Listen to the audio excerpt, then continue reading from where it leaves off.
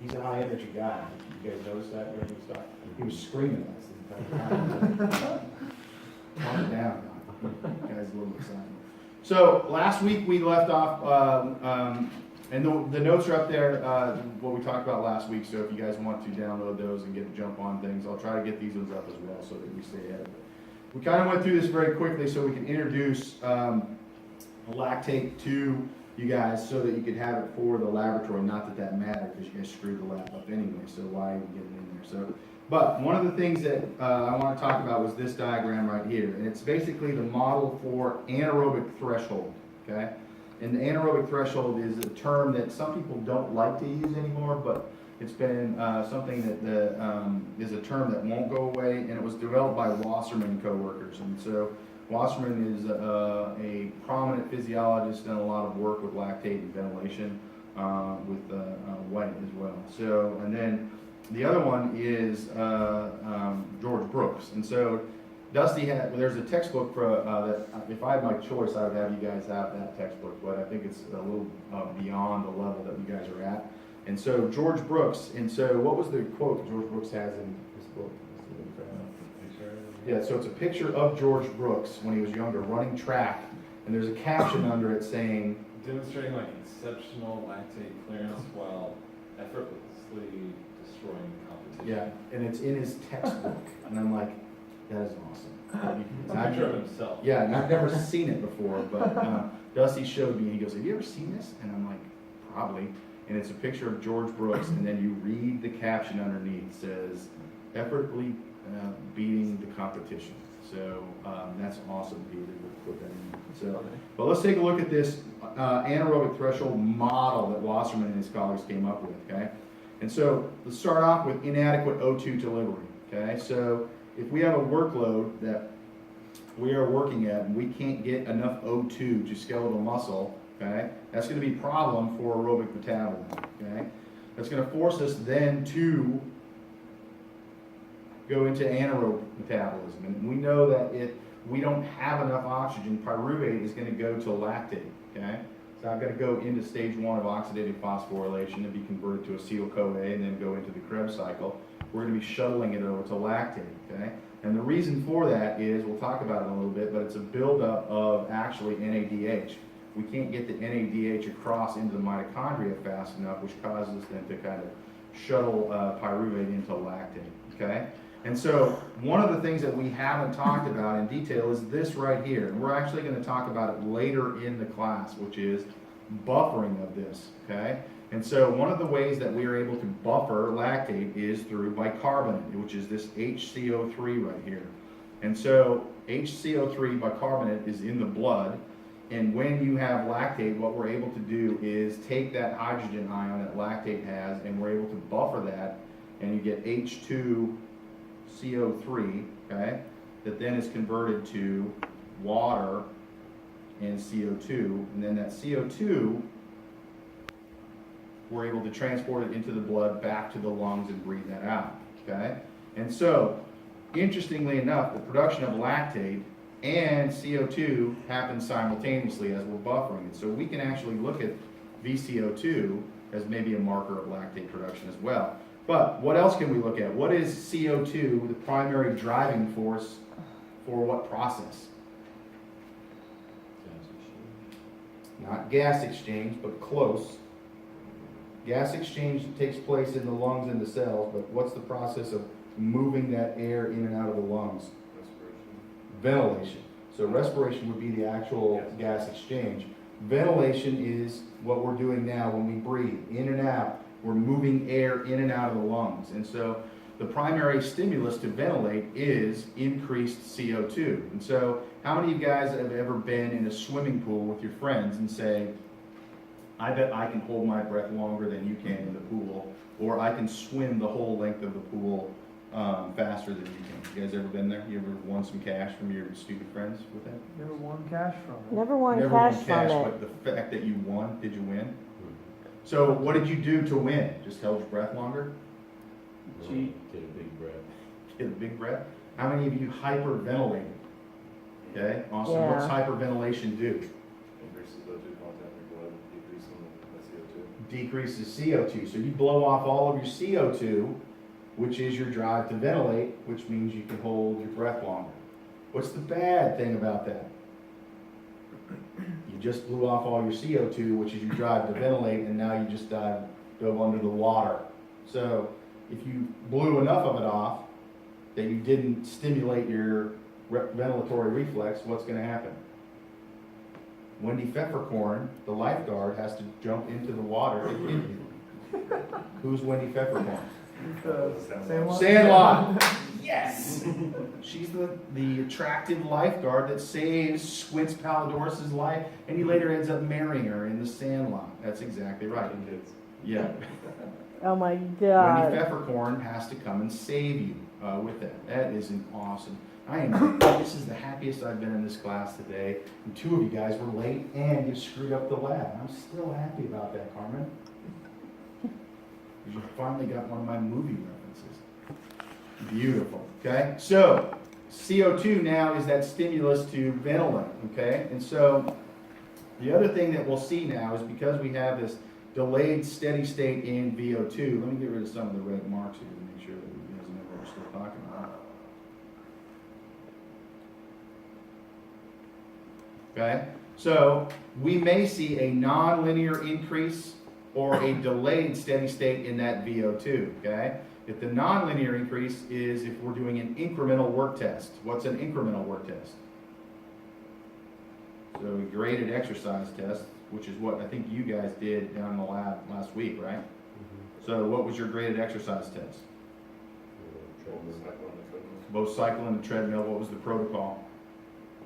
Increasing the workload every 3 minutes, 2 minutes? Every minute, okay? That's a graded exercise test or an incremental work test where you're increasing the intensity of the workout, okay?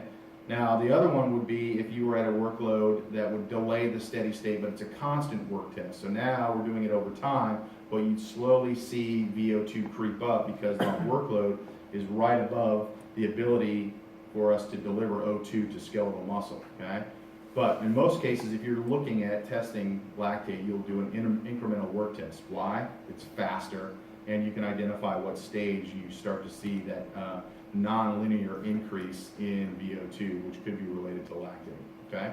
And so this goes back to here then with this respiratory compensation for metabolic acidosis is we're trying to decrease the amount of CO2, so we increase our ventilation. So what's a non-invasive way for us to, let's say, measure lactate threshold if we didn't want to poke our fingers and bleed all over our computers?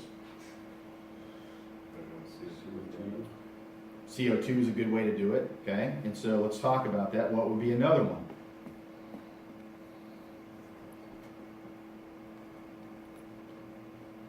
What's that? Ventilation, okay? And so if this is what,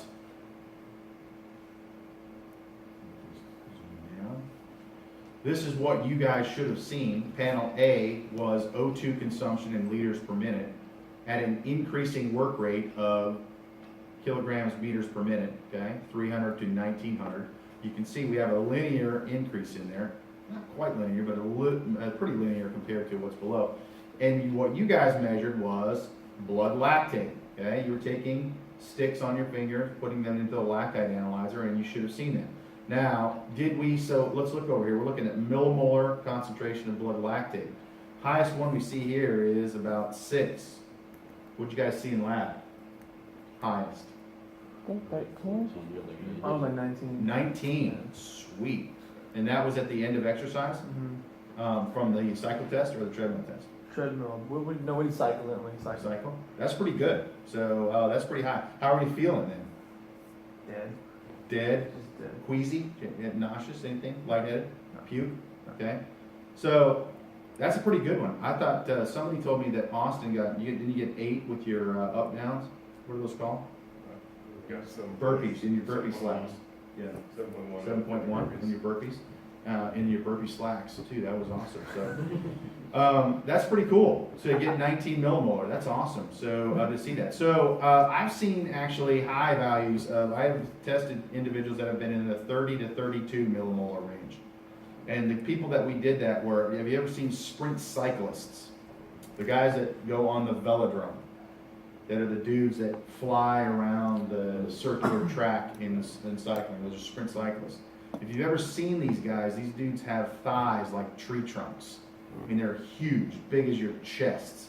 And these dudes can generate an amazing amount of power with their legs. They also generate a ton of lactate. And so, as a master's student, I went down to work with a colleague of mine who was a PhD student, Dave Martin, who consequently worked at the Australian Institute of Sport for many years, was a very high senior physiologist. He's now currently the czar of training for the Philadelphia 76ers. So because the Sixers have been so bad year after year and their draft picks get injured, they've brought in a physiologist scientist to train these athletes so that they don't get injured and improve their performance. And so I think it's a model that maybe other pro teams may start to use. So you guys may be czars of the Dallas Mavericks or something like that later on. But we went down to the Olympic Trainer Center in Colorado Springs for a grant that he wrote, and we were taking blood lactates from these guys, and we were seeing 30 to 32 millimolar concentrations of lactate with this, which was, that's amazing. So I'd never seen them that high. So 19, that's one of the higher ones I've ever seen in an exercise phys lab. So kudos to you, Lance Brooks, for setting the bar high with it.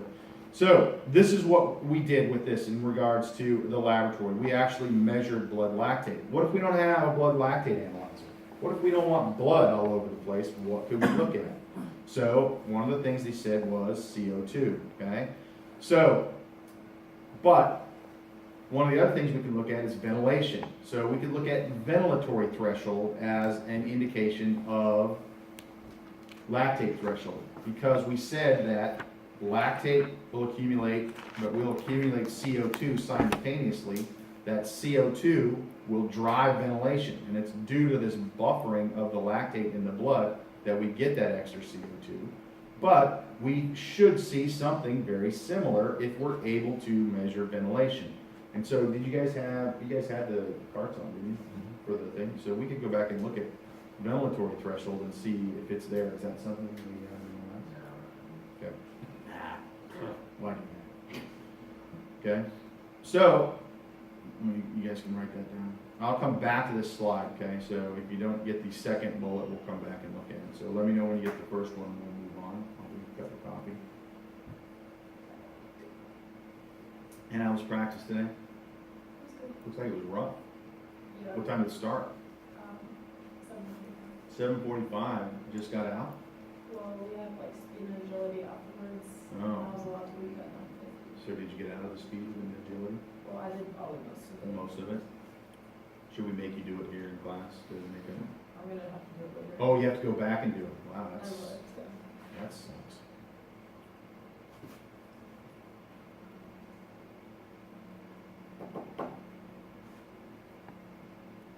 Do not forget about this concept right here, because we're going to talk about that. We're going to do it when we're talking about the respiratory section. Okay? Everything's hooked together, remember? We're accumulating knowledge, so this is going to be important. And it's important when we're talking about specifically lactate metabolism, but we won't talk about the buffering process until we get to the respiratory system. Okay? So if we look at this, now we have a similar graph, but in this case, instead of lactate in millimolars, we have ventilation in liters per minute. Okay? And increasing running speed in kilometers per hour with regards to an incremental exercise test. And so, excuse me.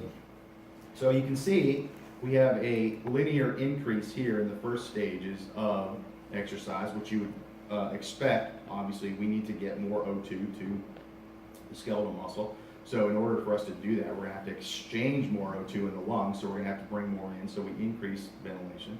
Okay? Then all of a sudden we see a precipitous spike or increase in ventilation. Okay? And so how could we explain that?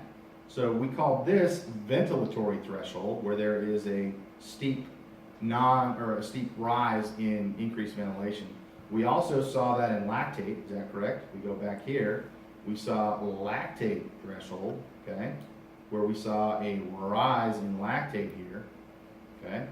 So are these related? Yes. Okay. So because of that buffering process we have from lactate, okay, we're gonna get this H, the hydrogen ion, and that bicarbonate ion, okay, we get this, anybody know what that is? Carbonic acid, that's exactly right. Carbonic acid will dissociate into H2CO2, and so this is from lactate, and this is our end product, CO2. And we know that this increases ventilation, okay? So we could theoretically see a link here that increased CO2 from the buffering of lactate causes this threshold and rise in ventilation. So we could use ventilation as a non-invasive indication of lactate threshold if we had a metabolic code, okay? Which we did, okay? So we could have gone back in there and looked at that data and said, did the lactate, if you would have measured it correctly, which we didn't, so now we can, okay? So this is me yelling at you, Wendy, for not reading the directions to the laboratory. And Lance, who's in your group? Noah and Austin. Terrible group. And the other group isn't much better, let's be honest with you, so. But we are better. Just not much So better. who's in Better. this is your group, these are the groups? No, No. I have Carmen in here. I'm gonna need you to sit over here on the lower lab, because we need to keep you guys separate, so that we can compare, compete, do all those things. When's Pot Olympics? Should be not this week, Next week. Do you guys know what Pot Olympics is? Jesus Christ. I don't think it's Jesus Christ. I don't think it is either, I don't think he has a say. I don't think we should be using the Lord's name in vain, does anybody else? Boys and girls, somebody is on fire today. Lock them out. I agree. Wow. With that. So, okay. So we could do that. We could measure ventilatory threshold. We could measure lactate threshold. And they're probably going to be very similar. We see that break point based upon the kinetics of this bicarbonate buffering system increasing CO2, which drives ventilation. Okay. The other thing we can do is, and we mentioned this, is you could look at actually these ventilatory equivalents, VE over VO2 or VE over VCO2, okay? To look at that, and if we're looking at specifically one of those, okay, you would see a figure that looks like this, okay? So as O2, do you guys want me to go back? Okay.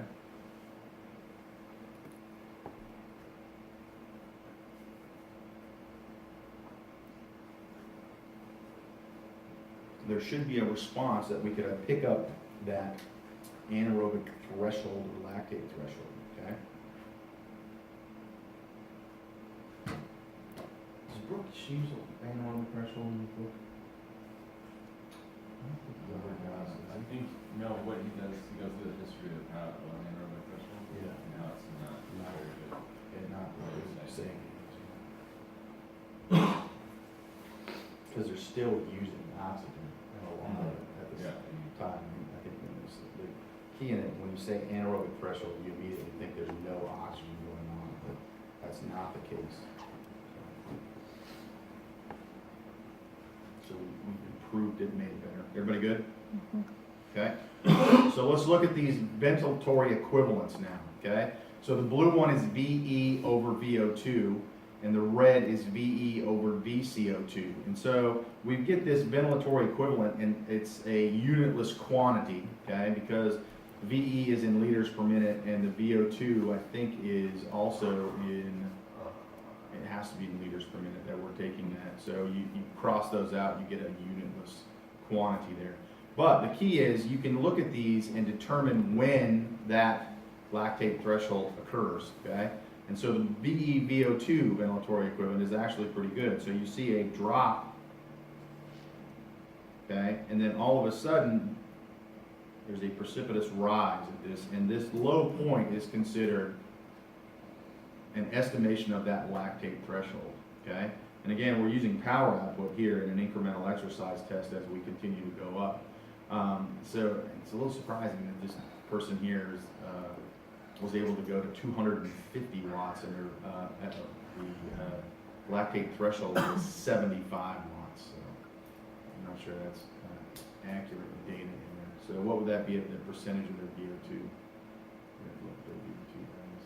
We could back calculate that. It seems pretty low, 75 watts into a 250 watt exercise test that your lactate threshold happened. I wouldn't have thought they would get that far if they were at 75 watts. I figured it'd shut down around here. So, but again, we don't know. We assume that if we're measuring this watts, that's probably a cycloergometer. We don't know who we're measuring it on. A lot of details are missing from that, but a very general relationship with regards to it. But again, the key is you can see that break point there, which is going to now estimate lactate threshold. Again, our ability to not have to use blood as an invasive index of that. So, but nowadays it's not that easy. So if you had a choice, what would you do if you were a coach? So the metabolic cart costs $30,000, the $25,000. The blood lactate analyzer that we bought, how much did it cost? Ooh, I think $400. And then you have to get the strips and a needle to poke your fingers. So which is the more cost-effective way to do it? Probably actually measuring blood. So, and then you're actually measuring lactate threshold. So that's an indication of that. So why do we want to know what lactate threshold is? Well, we better talk about this, I guess. So explanations for lactate threshold, okay? Low muscle oxygen or hypoxia, okay? We can't deliver as much that we need to with the workload that we have, okay? Accelerated glycolysis, we know now that we have to produce that energy somehow, and if we can't get oxygen to skeletal muscle, we have to rely on other ways, and so what we're going to do is we're going to rely on glycolysis, okay? And this is going to shuttle pyruvate to lactate specifically because we can't get those NADHs, and how many NADHs are produced in glycolysis? 2, okay? So as we break down a molecule of glucose, we're going to produce 2 NADH, and if we're using glycolysis at a higher rate, we're going to produce more NADH, and then we have to get it into the mitochondria to go through to the electron transport chain. As that starts to build up, okay, we're going to activate lactate dehydrogenase, which is going to convert pyruvate to lactate, okay? The other thing is when we have these, if we're working at a high enough workload, which we haven't talked about this, but we'll talk about it in the next chapter, is fast twitch versus slow twitch muscle fibers. So if we have slow twitch muscle fibers and fast twitch, which ones would be primarily an aerobic fiber? Slow twitch, right. So, okay. And then your fast twitch fibers would be more anaerobic. Okay? You wouldn't need oxygen to do that. And what's interesting is you recruit these in this pattern. You start with your slow twitch fibers first, and then you will gradually recruit your fast twitch fibers. And the reason you do that is your slow twitch fibers tend to have less power output, and so if you're doing an activity, you don't want to start with your highest power output fibers because that's not efficient. It's efficient for us to recruit our slow twitch fibers, and then if we need to recruit more to do the activity, we will then add our fast twitch fibers into the mix so that we can do that exercise. But when we recruit those fast twitch muscle fibers, now we are looking at a LDH isozyme. So what's isozyme? What's iso? Same. So iso is same, and what's a zyme? It's an enzyme. So it's a LDH isozyme. So it's the same enzyme that you would have in a muscle fiber, but it's a little different in regards to some of the effects in fast twitch fibers versus slow twitch fibers. So it's still lactate dehydrogenase. It still converts pyruvate to lactate, okay? But in slow twitch fibers, it behaves a little differently, and in fast twitch fibers, it behaves a little differently. We'll talk about that when we get to the skeletal muscle chapter, which will be the next chapter we get into, okay? And so as you recruit those fast twitch fibers, the LDH isozyme in fast twitch fibers promotes that formation of lactate, okay? So it's going to shuttle pyruvate to lactate quicker than we see it in a fast or slow twitch fiber, okay? And the final thing is, this is a key one. This is something that Brooks has talked a lot about, is your ability to remove lactate from the blood, okay? If you're producing more lactate than you can get rid of, you're going to have a problem, because you're going to have that lactate into the blood, and then you're also going to have that increased lactate is going to dissociate to form, or lactic acid is going to dissociate to form that hydrogen ion and lactate, and so that hydrogen ion is going to start to increase our pH, or decrease our pH and become more acidic, and so that can be a problem, and so it could be actually removing it. And so one of the key things is in the blood, okay? So we're measuring lactate, and what you guys did was in the blood. Is lactate concentration higher in the blood, or is it higher actually in skeletal muscle? Exactly. It's going to be higher because we want to get it into the blood so that we can do things with it, okay? So if we were to actually measure it in the blood, it's probably going to be higher in the blood, or in the muscle. So how would you measure lactate in the muscle? Muscle biopsy? Maybe you could do a biopsy, but you'd have to do the biopsy right after they get maximal exercise, so that would be problematic. I'm sure the Scandinavians have done that before, but another thing that you can do is you can actually put a microdialysis membrane in there. So where you stick a needle into the deep into the muscle tissue, and then it allows you to, you can actually put drugs in, or you could actually look at what's coming out of this microdialysis membrane and collect metabolites from the muscle. So I've only done one study that did muscle microdialysis, and we were actually putting stuff in, we weren't measuring stuff coming out. So, but you have to get it deep into there. We actually use this technique, in Dusty's third project for his PhD, uses microdialysis in the skin. So we'll see that probably at a later time as well, okay? So all of these things are going to explain that lactate threshold. We already talked about it with the Wasserman model. Oxygen is, delivery is going to be an issue. Now we have accelerated glycolysis. We're recruiting fast switch fibers to maintain the workload, and then we can't get the lactate out of the blood quick enough. Drive lactate up, increase lactate concentrations. We see the lactate threshold where we get a break in a non-linear or a linear rise in lactate production. Okay? Any questions on that? How much time does it take for lactate to be converted to glucose? It's going to depend on how fast you get it there. So if we're talking, this is what we're talking about with the relationship. So you've got to get that lactate out of the muscle to the blood. Where do we have to take it?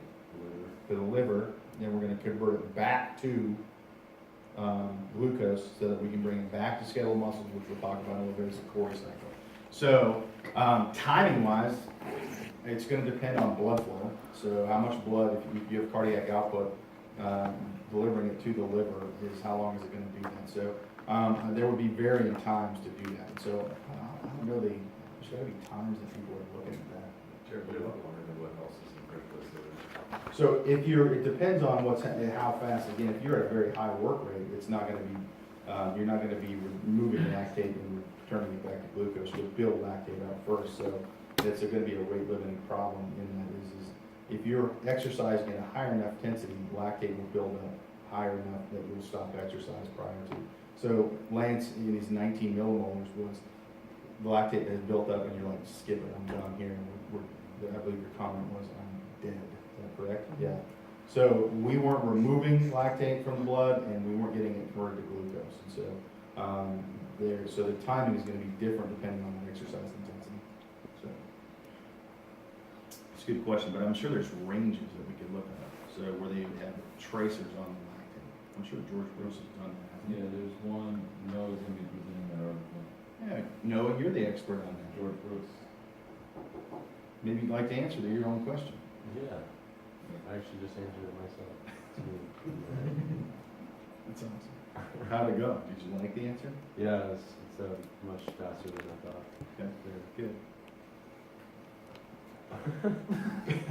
Wow. Pictures, great pictures. You're a visual learner, giddy up. Did you see that, Winnie? It's a picture. You know what it says? The exact same thing as this in a picture. Who's a visual learner in here? I am. Here you go.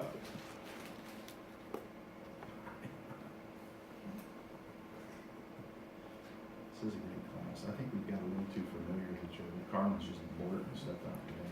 Hang them. Lop them out. Don't you use the Lord's name in vain in this class. So here's the moral fiber in the class.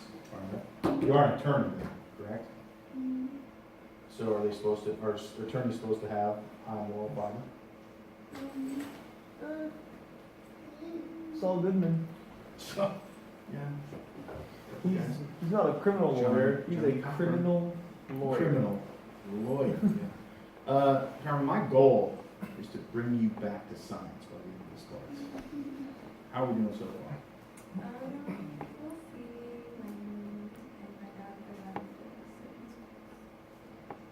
So if you don't get into law school, then you'll come back to No, science. then you have a better chance.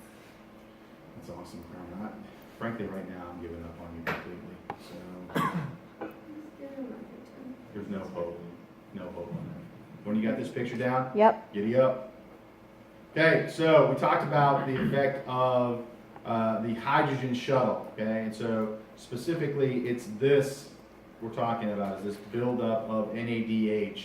We can't get the NADH into the mitochondria down to the electron transport chain. So, and specifically, we're talking about the hydrogen molecule that we push across the mitochondrial membrane during the electron transport chain, but it's the NADH molecule. So as this starts to increase, it's going to then convert pyruvate to lactate, okay, outside of the mitochondria.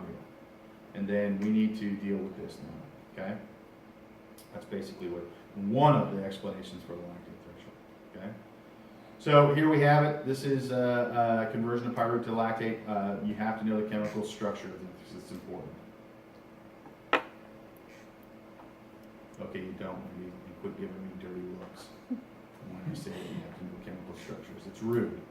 But when you turn to me and go, and I'm almost certain that you took the Lord's name in vain. Carmen, did you see something?